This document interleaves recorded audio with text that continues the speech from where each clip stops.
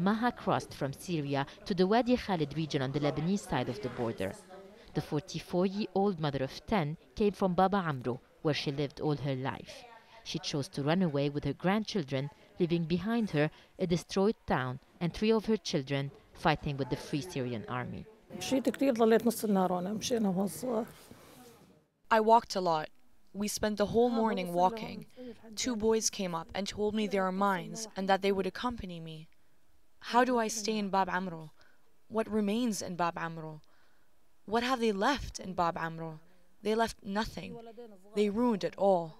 Homs is located at barely 30 kilometers from this border.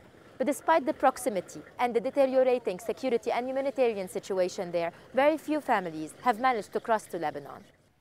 Those who managed to cross through the legal border say that the Syrian authorities are forbidding families from leaving Syria and is returning them to their towns and cities after telling them that gangs and terrorist groups are killing refugees on the Lebanese side.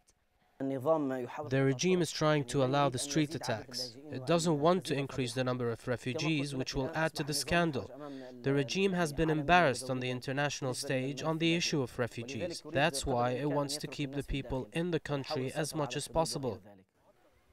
Illegal roads between the two countries have in the past month provided a safe path for thousands of refugees who crossed to Lebanon, a road no longer available following the laying of anti-personnel mines along the Lebanese border by Syrian authorities.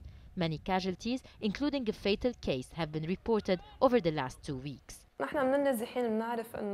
We are one of the refugees and we know that there are mines on the Syrian borders. We also heard of some injuries. The people who come here tell us that there are others who don't have the courage to travel all the way from Syria to Lebanon due to mines, and also the tightened security in general. Since September, the Syrian army has deployed on its border with Lebanon increased security measures, where they're using mines or more troops. All these factors have affected the flow of Syrian refugees to Lebanon.